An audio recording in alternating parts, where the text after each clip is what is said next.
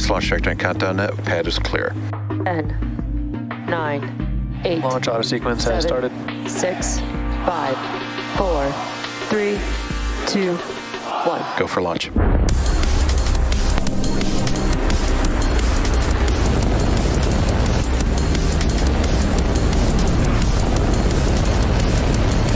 Vehicle is supersonic.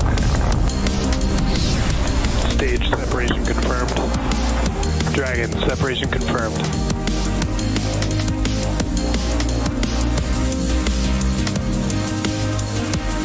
Stage 1 is transonic. Landing legs have deployed.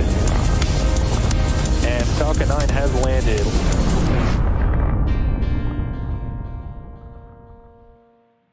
Hello and welcome to SpaceX's 52nd launch of the year for the Intelsat G-37 mission. My name is Atticus Federa and I'm a propulsion engineer here at SpaceX headquarters in Hawthorne, California.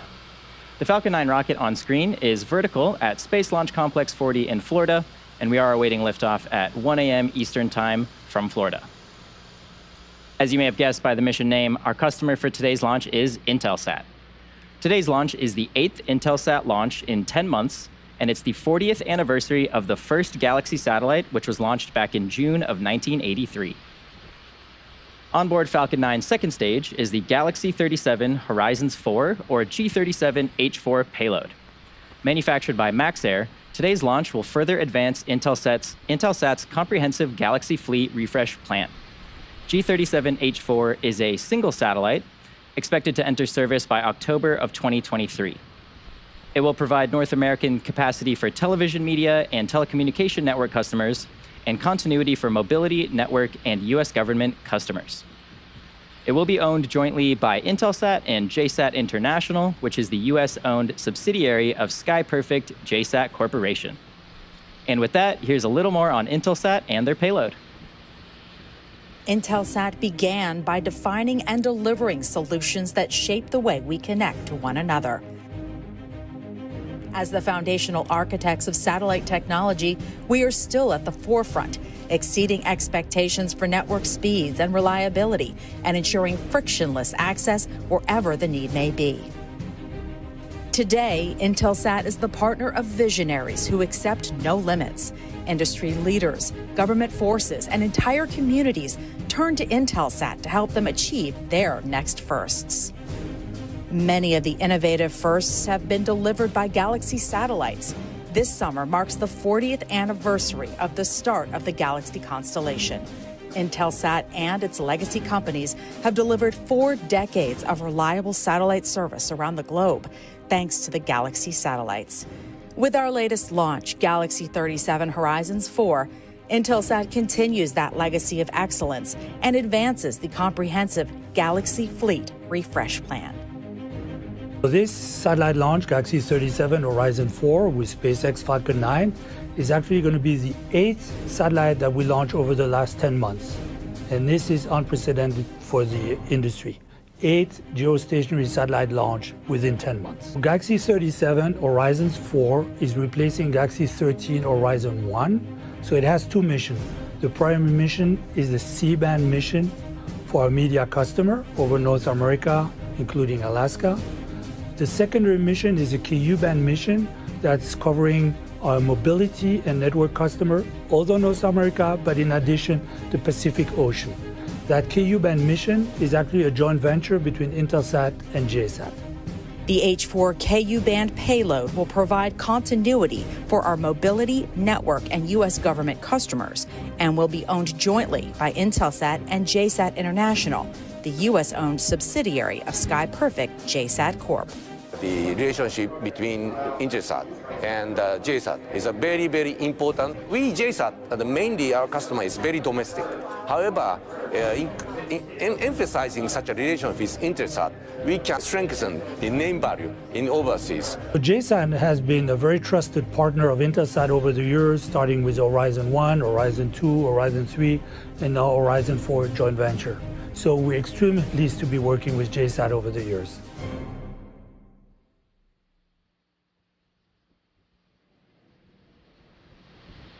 The Falcon 9 vehicle that you see on the pad is a 2-stage rocket designed and manufactured by SpaceX. Standing at 229 feet tall, the Falcon 9 is about 40 feet taller than the Leaning Tower of Pisa in Italy. And for all you Star Wars fans out there, Falcon 9 was named after the Millennium Falcon from Star Wars. The number 9 indicates the number of Merlin 1D engines on the first stage, which makes up the bottom 2/3 of the vehicle. Speaking of the first stage, its objective is to accelerate the vehicle through the Earth's atmosphere to space and then separate from the rest of the rocket. The first stage, also referred to as the booster, is flying for the 6th time today. It previously supported Crew 5, GPS-3 Space Vehicle 6, Inmarsat I-6F2, CRS-28, and a past Starlink mission. And we will attempt to recover this booster again on our drone ship. Just read the instructions, which you see there on your screen now. And if successful, this will mark our 213th landing of an orbital-class rocket, and that includes both Falcon 9 and Falcon Heavy vehicles. Moving up above the first stage is the second stage, which has a single Merlin vacuum, or MVAC, engine that ignites after the two stages separate from one another. The second stage is what will carry the Galaxy 37 Horizons 4 satellite into orbit. And speaking of the payload, it's currently safely enclosed inside of that 17-foot diameter payload fairing, which is that large barrel structure with the pointed nose at the very top of the rocket. Made of a carbon composite material, the fairing protects the payload from aerothermal heating and contamination on its trip to space before being jettisoned about 3 minutes into flight. And much like the first stage, the fairing halves on today's flight are flight-proven. One half is flying for the 8th time today, and the other half is flying for its 10th time. After separation, the fairing halves will return to Earth to be recovered by our recovery vessel, Bob. And lastly, that large truss structure you see next to the Falcon 9 is the Transporter Erector, or the TE. We use it to roll the rocket out to the pad and raise it to its vertical launch position. The TE also routes the vehicle's fluids, power, and telemetry umbilicals from the ground systems from the ground systems to the rocket and the satellites until F9 goes on internal power and clears the pad. And under 5 minutes prior to liftoff, the TE will retract away from the rocket in preparation for liftoff. And from there, we'll be well on our way to delivering the Galaxy 37 Horizons 4 to GTO, or Geostationary Transfer Orbit.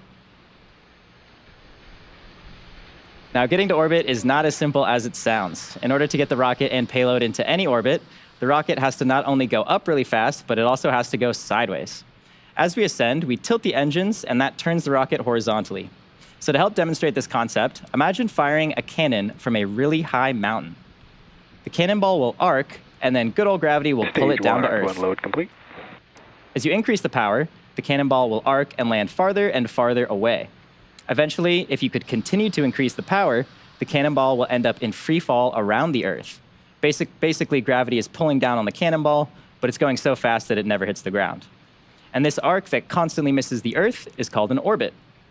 Falcon 9 effectively does the same thing as the cannonball in this example. It provides enough power and horizontal velocity to the spacecraft on board the second stage that the spacecraft is placed in orbit around the Earth. And you'll be able to see this today by watching the orientation of Falcon 9 after liftoff. The rocket will go straight up until about T+10 seconds, at which point we begin that shift in orientation by gimbaling the engine so Falcon 9 can go horizontally really fast. So be sure to take a look at that after liftoff. Now, at just about 5 minutes and 20 seconds until launch, we should see those clamp arms beneath the fairing open up in preparation for a strongback retract. And once we see those clamp arms open around the second stage, we'll see the TE begin to pull away from the rocket just slightly. Then at T0, ground hydraulic systems will pull the TE even further away from the Falcon 9 as it lifts off. Pressing for strongback retract. Just sort of call out that we are pressing the tanks ahead of that strongback retract.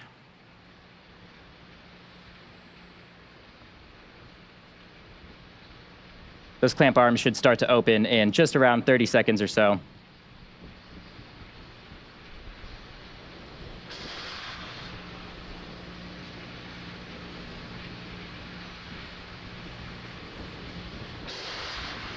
Strongback lower has started.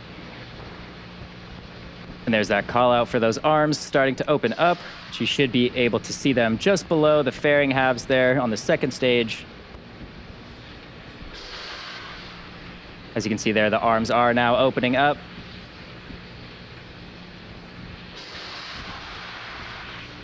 And again, once those arms open up, the strongback will retract away from the rocket. At this point in the countdown, both the first and the second stages are nearly fully loaded with 1 million pounds of kerosene fuel and liquid oxygen. Falcon 9 uses two propellants, a refined form of kerosene called RP1, or Rocket Propellant 1, as a fuel, and LOX, or liquid oxygen, as an oxidizer. An oxidizer is a type of chemical that a fuel requires in order to burn. The liquid oxygen is chilled below its boiling point so that it has a much greater amount of mass per volume, and that's basically so we can load more of it into the rocket. In addition to these two propellants, we also use the chemical TTEB, or triethyl aluminum and triethyl borane, as an ignition source. The combustion of RP1 and LOX is what makes the rocket go, and it's the TTEB that sets the match to the propellant mix. At T-minus 60 seconds, Falcon 9 will be in startup, and this means that the rocket's autonomous internal flight computers have taken over the launch. Stage 1, LOX load complete. Have taken over the launch countdown. And just inside of T-minus 2 seconds, we will light those 9 Merlin 1D engines for liftoff. So far, the Galaxy 37 Horizons 4 payload continues to be healthy, and the Falcon 9 team is tracking no issues on the rocket. Currently, weather is green, and the range is ready to support a T0 of 1 a.m. Eastern Time. Teams are currently reporting an 80% probability of launch today based on weather. Now, coming up next in around 30 seconds, we should hear a call out for second stage LOX load completion, and that will end the propellant loading process.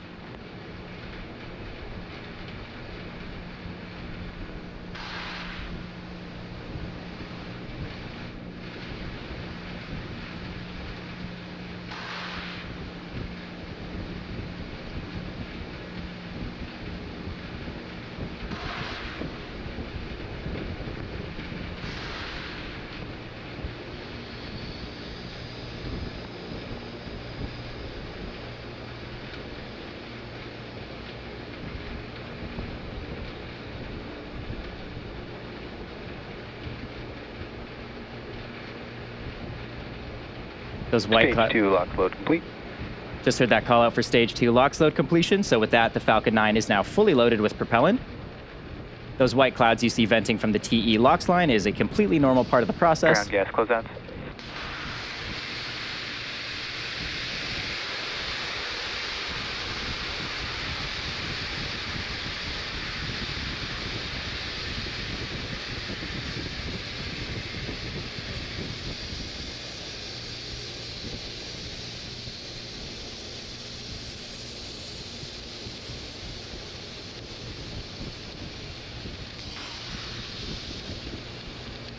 Falcon 9 is in startup. As we just heard, Falcon 9 is in startup, which means the vehicle's internal flight computers have now taken over control of the launch countdown.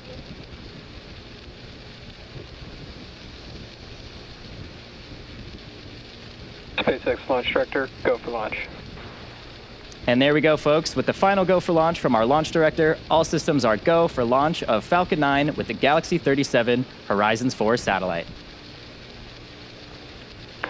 30 seconds.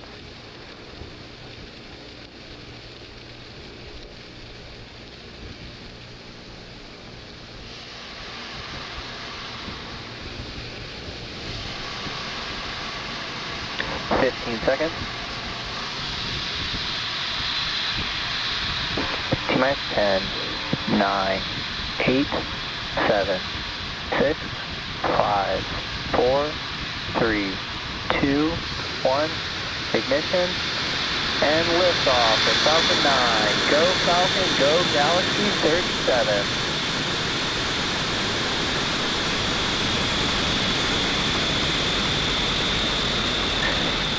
Vehicles pitching downrange.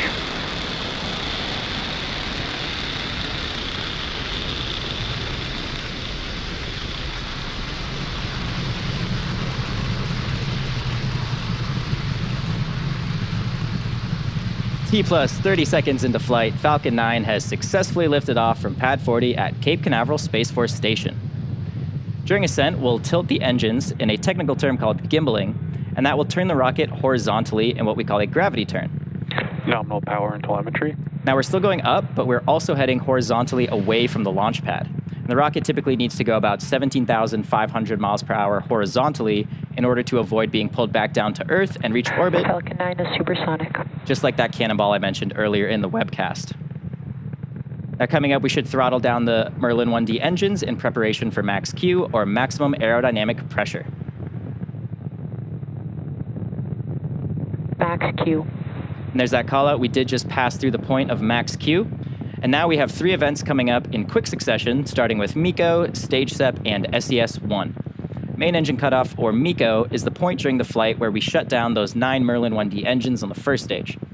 Shortly after that, stages 1 and 2 will separate from each other, and that's so that the second stage isn't carrying unnecessary mass to orbit, and of course, the first stage booster begins its trip back down to Earth.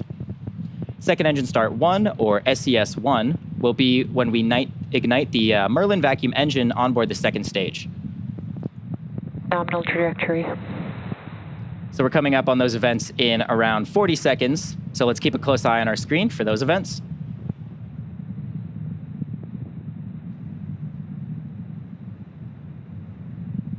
Getting some great views of the ascent of the first stage here. You can see the plume of the rocket is expanding as the surrounding atmospheric pressure decreases.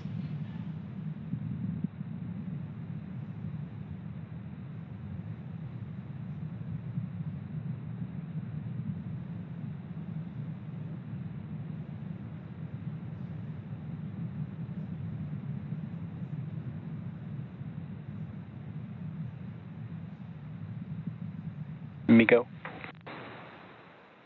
Stage separation confirmed.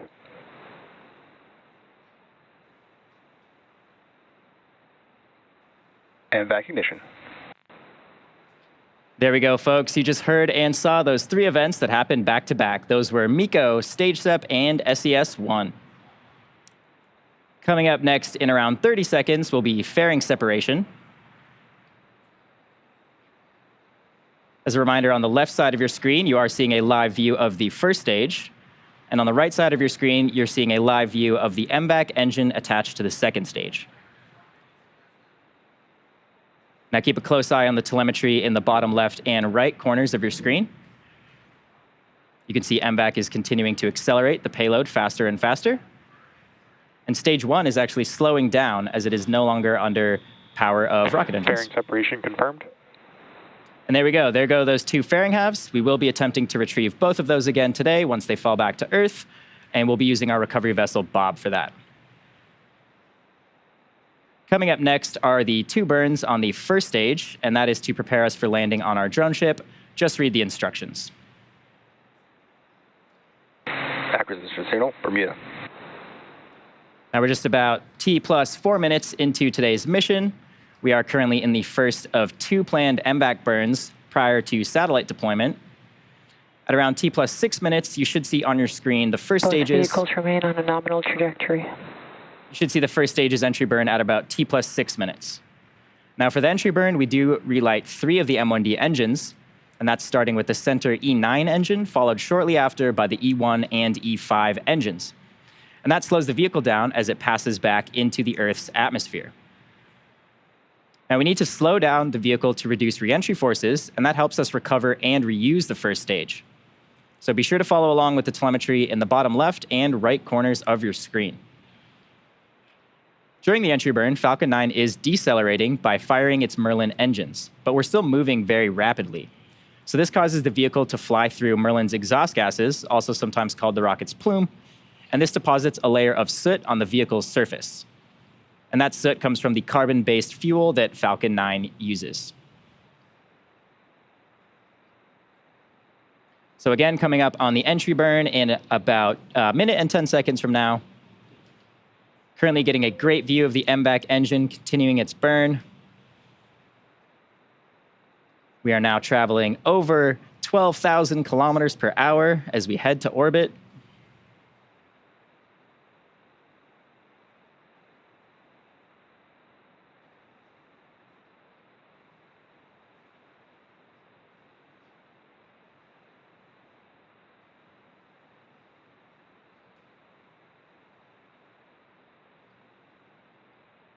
You can see that beautiful orange glow of the MVAC nozzle extension. And That's one of the methods that the nozzle uses to cool itself during burn.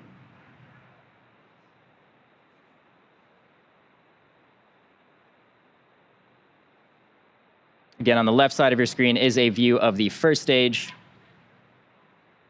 Should be starting up for the entry burn in just around 15 seconds.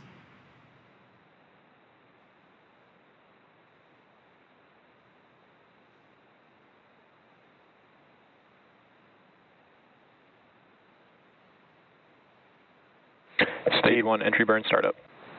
Stage 1 FTS is saved. And there's that call out. We did just start up engines 1, 5, and 9 for the entry burn. This burn is around 20 seconds in total. You can see in the telemetry in the bottom left side of your screen that the vehicle is slowing down rapidly now. Stage 1 entry burn shutdown. And there we go. Just had confirmation of stage 1 entry burn shutdown. As a reminder, the first stage that's supporting today's mission will perform the entry burn for the 6th time. It has previously supported Crew 5, GPS-3 Space Vehicle 6, Inmarsat 6F2, CRS-28, and a past Starlink mission. Falcon 9 is, of course, the world's first orbital-class reusable rocket, and this is important because reusability allows SpaceX to refly the most expensive parts of the rocket, and that in turn drives down the cost of space access. Next milestone coming up is the shutdown of the MVAC engine on the 2nd stage, and that'll be followed quickly by our landing burn on the 1st stage. So we do have about 30 more seconds. Terminal guidance. 30 more seconds in the first burn of MVAC. As you can see now, we are traveling over 23,000 kilometers per hour. Stage 1 transonic.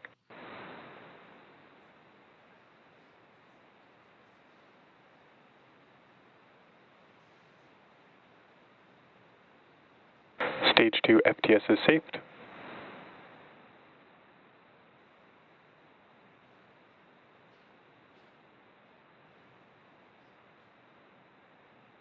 Stage 1 landing burn.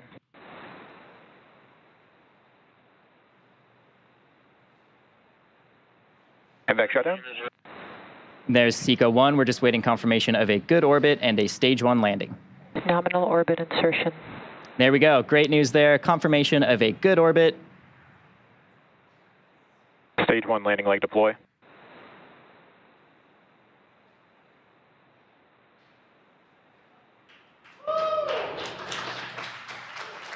Stage 1 landing confirmed.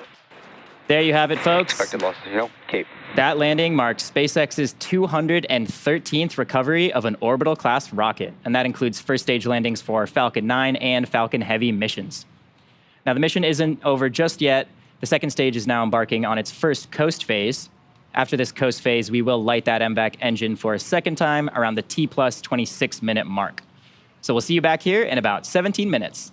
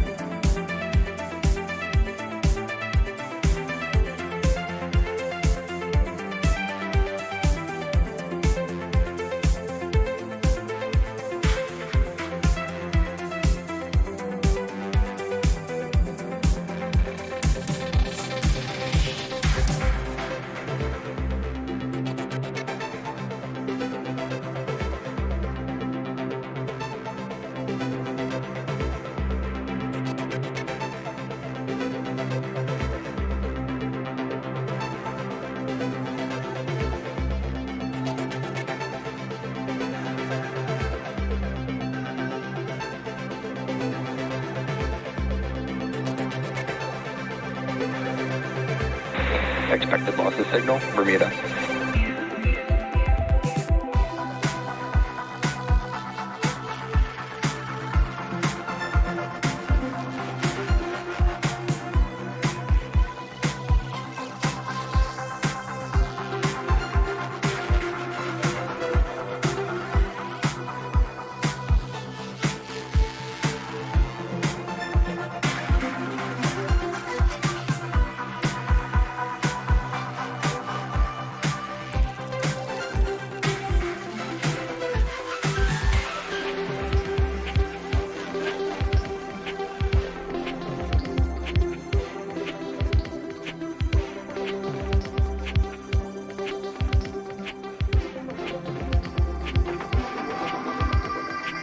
Sat there in 25th century AD.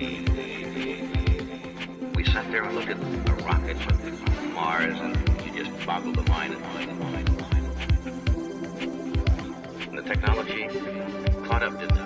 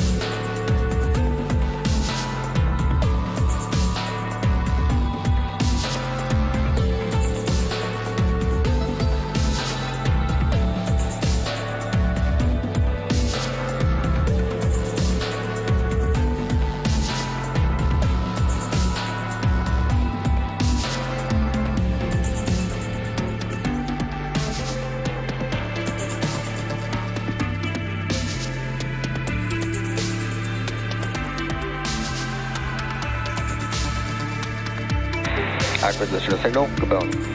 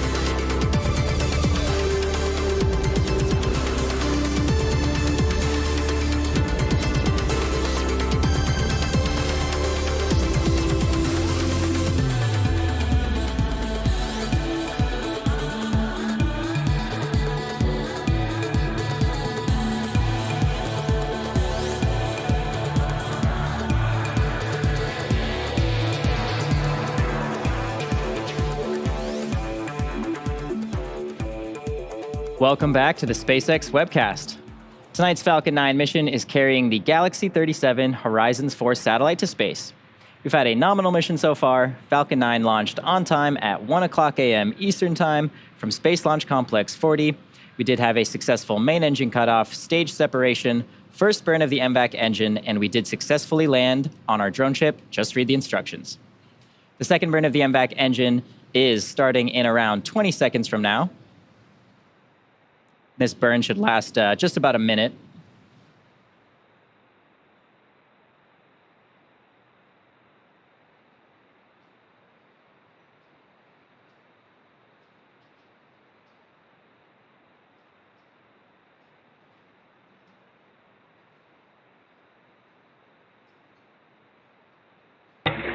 MVAC ignition.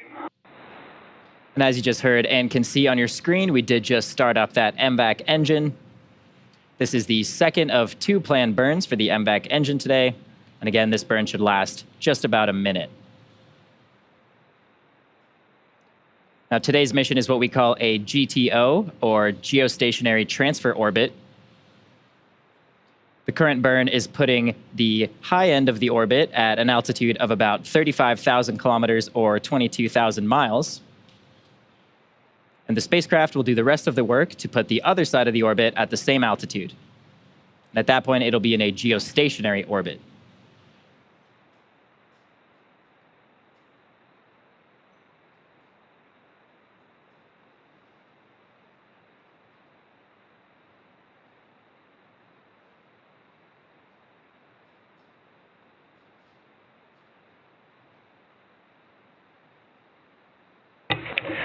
MVAC shutdown.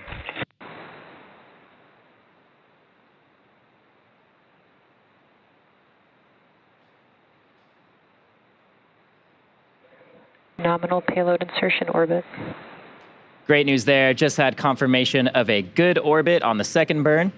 The payload is still attached to the Falcon 9 second stage, and deployment is scheduled in just about 4 minutes from now. So while we wait for that, let's sit back and enjoy the views.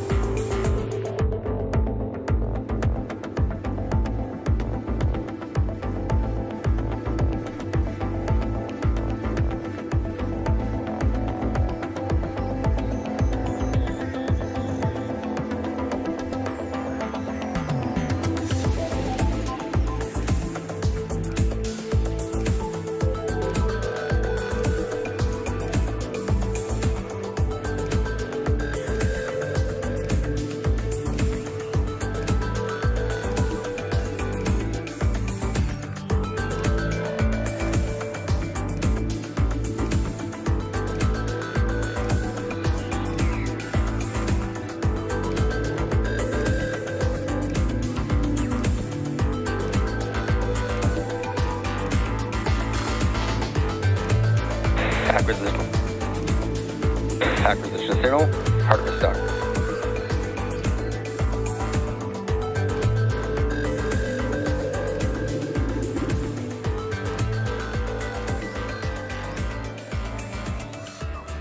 If you're just joining us, welcome to the webcast for the Intelsat Galaxy 37 mission. We've had a nominal mission so far with an on-time liftoff at 1 a.m. Eastern Time, followed by successful ascent, stage separation, and 2 second stage engine burns. Now we're coming up on the final mission milestone of the day, and that is payload deployment from our second stage. As a reminder, our customer for today's mission is Intelsat, and they're launching their Galaxy 37 Horizons 4 payload. Manufactured by Maxair, today's launch will further advance Intelsat's comprehensive Galaxy Fleet refresh plan.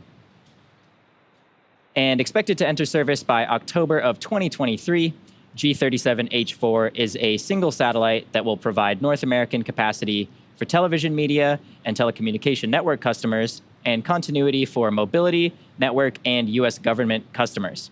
And it will be jointly owned by Intelsat and JSAT International, which is the U.S.-owned subsidiary of SkyPerfect JSAT Corporation. Now we're just coming up on payload deploy in around 20 seconds.